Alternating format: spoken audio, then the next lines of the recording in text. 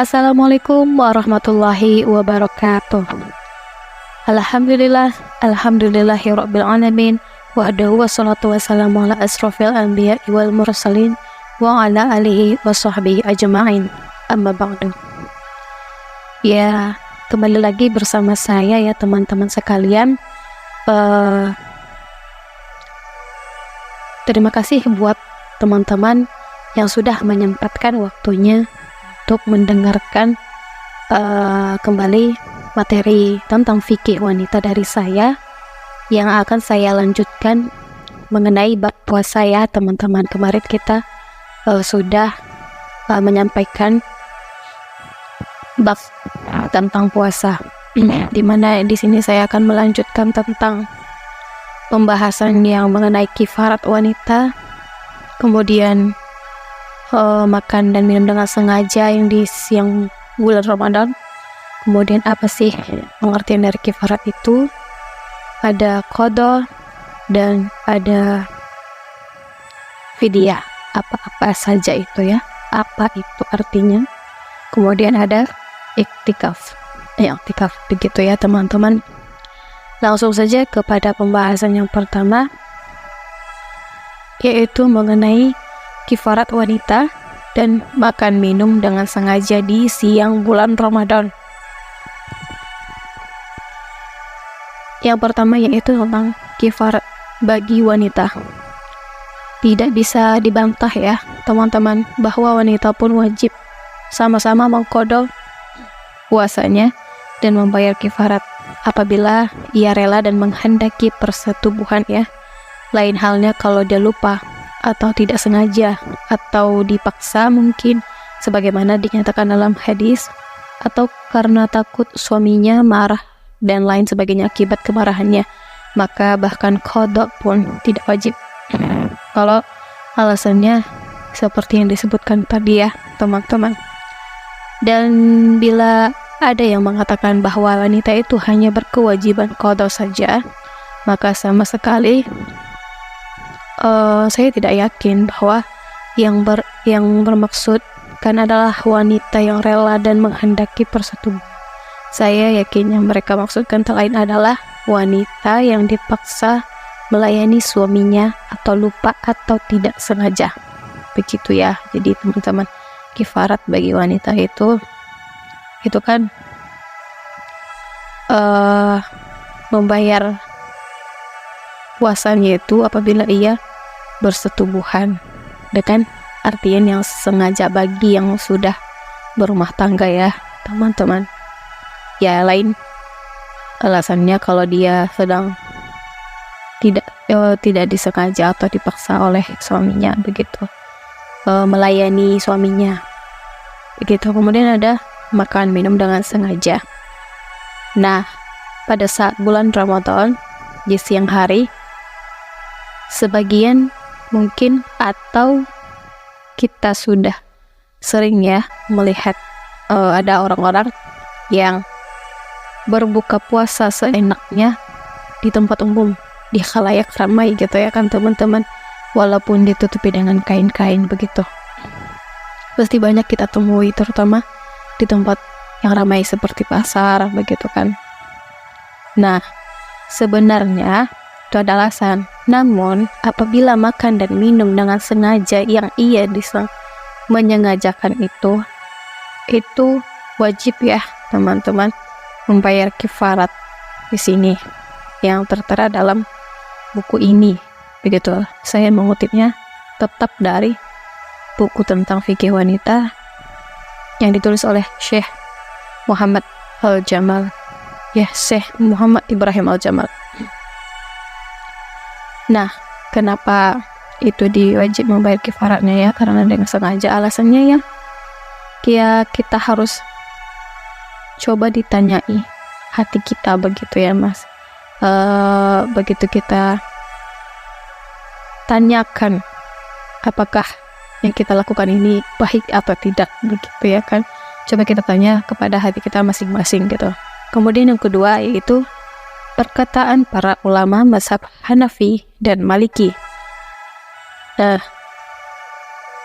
Seandainya kalau makan minum yang dikarenakan karena lupa atau tidak sengaja, itu tidak wajib membayar kifarat. Yang ada pun dalam pandangan para ulama mazhab Hanafi, semua makanan dan obat-obatan dan apa saja yang berguna bagi tubuh itu disukai oleh perasaan dan dapat memenuhi syahwat perut itu kalau dimakan dengan sengaja, bukan karena lupa atau dipaksa, maka semua itu mewajibkan qada. Nah, sedangkan untuk para ulama Maliki mengatakan kifarat itu wajib dilakukan oleh siapapun yang sengaja membatalkan puasanya dengan salah satu sebab tersebut di atas yang tadi ya teman-teman. Bahkan juga bila batalnya itu karena keluar mani dengan sengaja, sekalipun tak wajib membayar kifarat bila keluarnya itu karena lupa atau tak sengaja.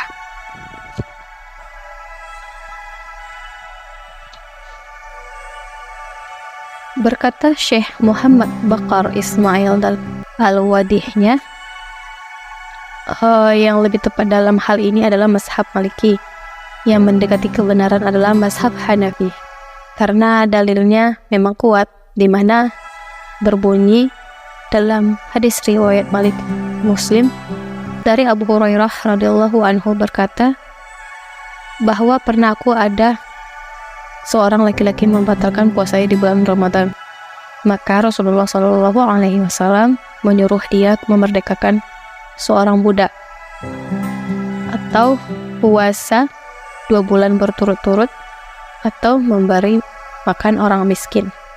Begitu. Nah, berdasarkan hadis tersebut, hadis ini apabila seorang laki-laki batal puasanya di bulan Ramadan, yang perlu kita ingat yaitu kata-kata batal ini kata-kata umum, dengan sebab apapun yang membatalkan puasa, maka wajiblah ia membayar kifarat. Jadi bukan hanya karena jima saja, ya, karena pada hakikatnya tidak ada perbedaan antara jima dengan hal-hal lain yang membatalkan puasa. Gitu. Kemudian, apa yang dimaksud dengan qada, teman-teman? Yang dimaksud ini ialah berpuasa pada hari lain di luar bulan Ramadan. Jadi kita menggantikan puasa kita yang batal itu pada bulan Ramadan. Dan saya rasa teman-teman sudah tahu ya artinya semua. Nah, sedangkan kifarat itu apa? Kan? Nah, di sini tertera kifarat itu harus dilakukan secara tertib ya, teman-teman, sebagaimana yang kita sebutkan dalam hadis tadi. Jadi, pertama-tama wajib dengan memerdekakan budak terlebih dahulu. Kemudian, bila tidak mampu, maka dengan berpuasa 2 bulan berturut-turut. Dan bila tidak mampu juga, maka dengan memberi makan 60 orang miskin berupa makanan yang biasa diberikan kepada keluarga sendiri. Dengan catatan, tidak boleh beralih dari suatu kepada urutan berikutnya, kecuali bila memang betul-betul tidak mampu. Nah, itulah menurut para jumhur ulama ya, teman-teman. Pengertian kifarat itu sendiri adalah hukuman agama yang telah ditentukan Allah Subhanahu wa Ta'ala dan diwajibkan atas orang yang melakukan beberapa jenis dosa seperti pembunuhan, melanggar sumpah, dan puasa yang dibatalkan secara sengaja, seperti yang bersetubuh ya, umpamanya bagi orang yang sudah berkeluarga. Nah, jadi yang untuk memerdekakan budak itu, aku rasa sekarang sudah bukan zamannya lagi ya, teman-teman, sudah tidak ada perbudakan lagi zaman sekarang. Nah, jadi yang lebih afdolnya itu memang dengan melaksanakan urutan berikutnya itu, yaitu puasa 2 bulan berturut-turut. Kemudian kalau memang kita tidak mampu melakukannya, jadi kita bisa memberi makan kepada 60 orang miskin. Nah, masalah-masalah yang terdapat pada kifarat itu ada apa saja? Yang pertama, berapa kalikah kifarat dibayar? Nah, para ulama di sini berselisih pendapat ya, mengenai orang yang bersetubuh pada siang hari di bulan Ramadan dan belum membayar kifaratnya, tetapi bersetubuh lagi dan bersetubuh lagi. gitu bagi yang sudah berkeluarga ya, tanda kutip teman-teman.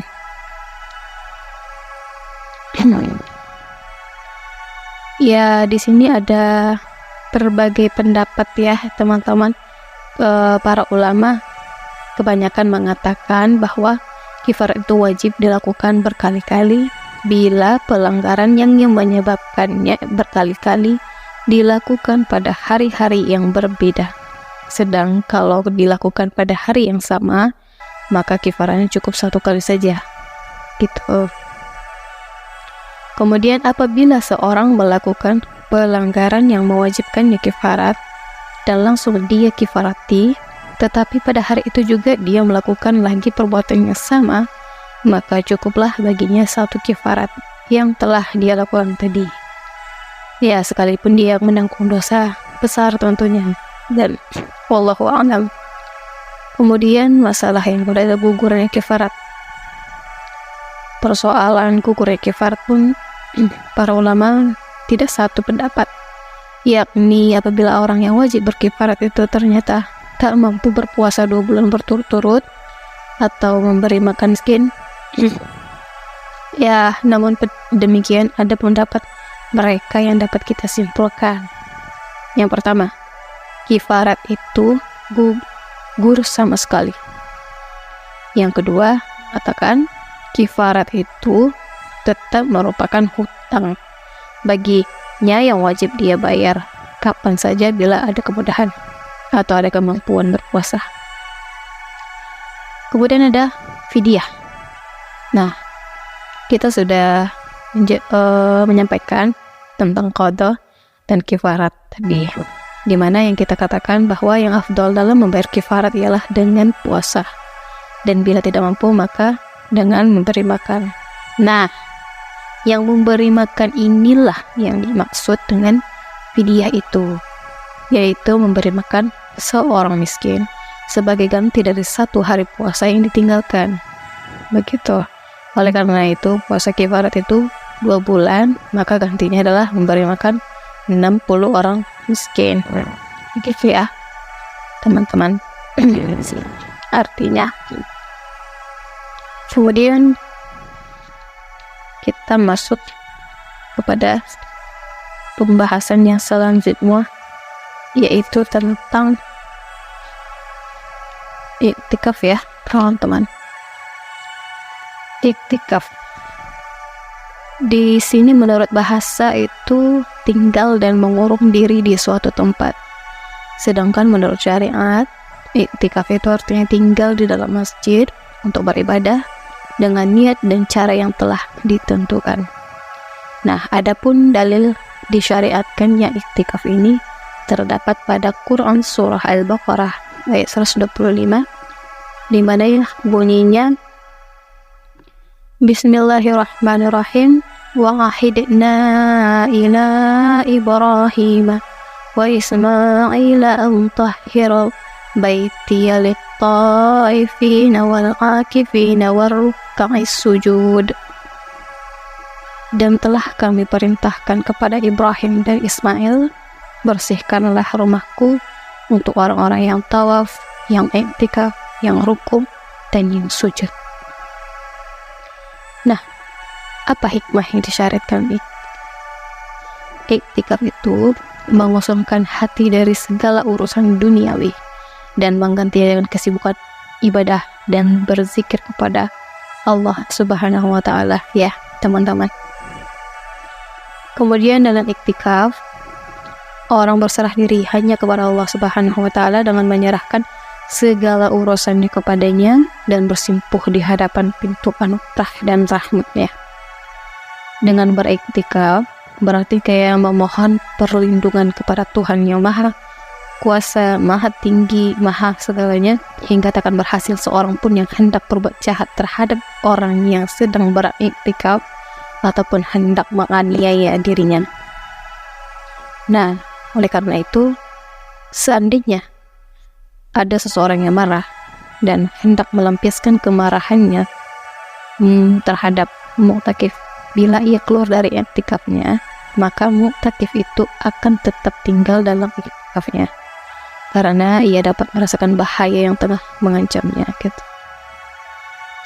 Karena berkat iktikafnya, hatinya menjadi jernih dan tentram di hadapan Ilahi. Ya, memang iktikaf itu sendiri berarti menjauhkan diri dari makhluk ya. Dan itulah jalan yang dapat menjamin seseorang untuk mencapai kepada al-haq dengan makna yang luas. Jadi iktikaf itu merupakan satu perbuatan yang baik ya teman-teman, karena kita menjauhkan diri kita dari duniawi, urusan duniawi makhluk, dan kita hanya berfokus dan ingin mendekatkan diri kepada Allah. Macam-macam iktikaf itu ada 3. Iktikaf wajib, yaitu iktikaf yang telah dinazarkan. Ya, contohnya apabila seseorang mengatakan, bila saya berhasil menyelesaikan suatu pekerjaan, maka saya akan beriktikaf selama 3 hari. Begitu contohnya. Yang kedua, iktikaf sunnah muakkad. Contohnya itu pelaksanaan iktikaf jenis ini adalah pada 10 malam terakhir dari bulan Ramadan, sebagaimana yang dilakukan Nabi Shallallahu Alaihi Wasallam. Begitu. Kemudian yang ketiga, iktikaf mustahab. Ini berbeda ya dengan 2 jenis iktikaf tadi yang bisa dilaksanakan kapan saja, selain pada 10 malam terakhir Ramadan dan selain iktikaf nazar. Kemudian ada rukun iktikaf. Yang pertama, orang yang iktikaf karena iktikaf itu pekerjaan yang mau tak mau harus ada pelakunya. Kemudian dia tinggal dalam masjid, sebagaimana Ali radhiyallahu anhu pernah mengatakan, la i'tikaf illa fi masjidi jamaah. Tidak sah iktikaf selain dalam masjid yang digunakan untuk berjamaah. Kemudian ada tempat beriktikaf, itu rukunnya ya teman-teman. Nah, syarat sahnya itu yang pertama mengenai masjid. Masjid digunakan sebagai tempat beriktikaf harus memenuhi beberapa syarat sebagaimana yang diuraikan menurut masing-masing mazhab. Pertama, ada Maliki. Masjid yang digunakan dipersyaratkan harus masjid yang dibolehkan untuk sholat masyarakat umum. Kemudian ada mazhab Hanafi, di mana dia mengatakan masjid itu hendaklah masjid yang digunakan untuk sholat jamaah. Ulama mazhab Syafi'i juga berkata, apabila seseorang menyangka bahwa masjid yang akan dia gunakan untuk beriktikaf itu telah diwakafkan khususnya hanya untuk bangunan masjid, bukan untuk bangunan yang lain, maka iktikaf sah dilakukan di situ, baik laki-laki atau perempuan, sekalipun masjid itu bukan untuk sholat jamaah gitu. Nah, lain lagi dengan ulama mazhab Hambali. Nah, iktikaf sah dilakukan di masjid mana saja, mau laki-laki atau perempuan. Kemudian apa saja yang membatalkan iktikaf, teman-teman?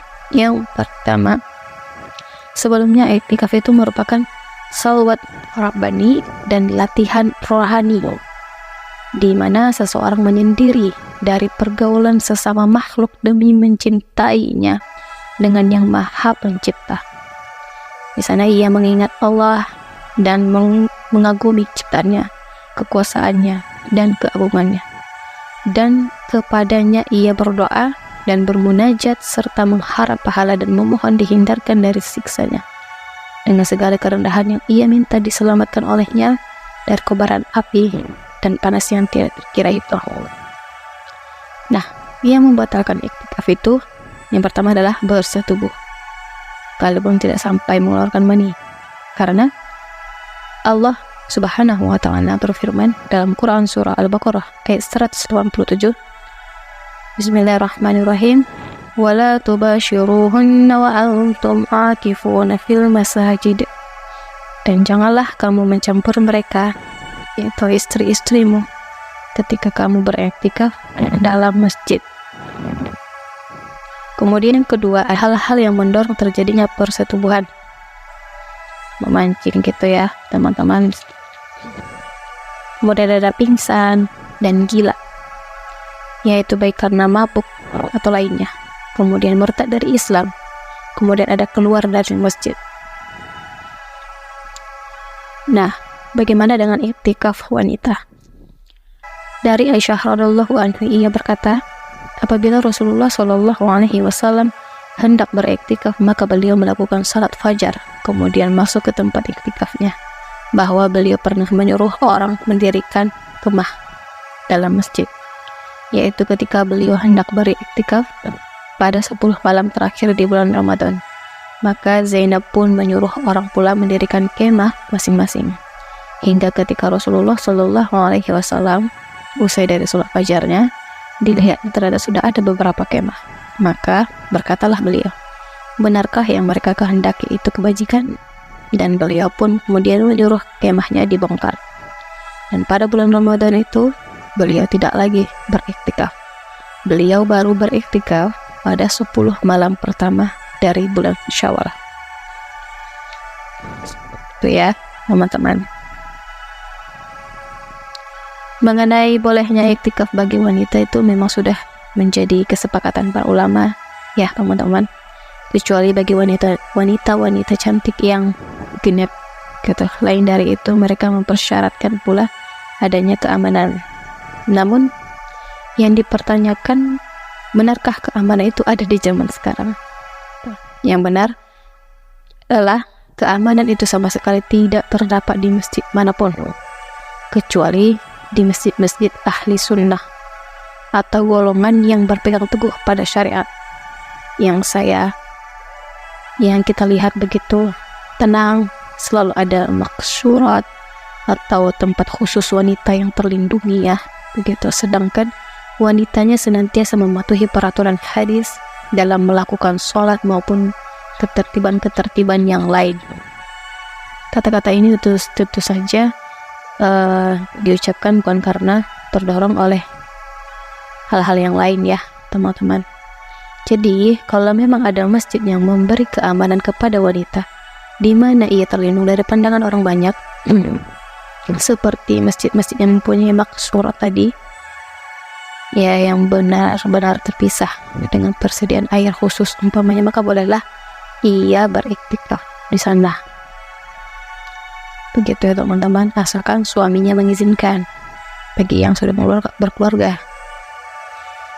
Namun saya rasa memang yang beriktikaf ini untuk seperti muslimah yang masih gadis ya, itu jarang kita temukan. Atau untuk yang sudah berkeluarga juga sebagian ada yang melakukannya, dan sebagian juga masih berat untuk melakukan ini. Namun bagi wanita yang sudah berkeluarga dan memiliki anak, memang lebih baik tinggal di rumah saja, tidak perlu beriktikaf teman-teman, karena anak-anak itu lebih membutuhkan kepada bimbingannya, pengajaran dan pengawasan terhadap tingkah laku mereka. Ya, kalau kita beriktikaf juga barangkali justru memberi kesempatan kepada anak-anak untuk berbuat kerusakan atau dia menjadi nakal gitu, atau malah suaminya yang merasa keberatan karena tidak dilayani gitu kan ya, kecuali bagi wanita yang tidak memiliki anak gitu, masih belum punya anak gitu, baik yang sudah bersuami ataupun yang suaminya sudah meninggal, atau anak-anak itu sudah tidak memerlukan, sudah pada dewasa ya maksudnya, karena sudah kawin semua gitu, atau dengan kehidupannya masing-masing, barulah di sini ia lebih baik beriktikaf. Seperti kayak sudah agak tua ya, ini hampir-hampir mirip dengan bersuluk ya namanya iktikaf ini. Wallahu a'lam bishawab. Mungkin sekian saja pembahasan kita pada kali ini. Semoga bermanfaat bagi teman-teman semuanya, dan semoga kita selalu dalam lindungannya. Amin amin ya rabbal alamin. Saya akhiri dengan salam. Assalamualaikum warahmatullahi wabarakatuh.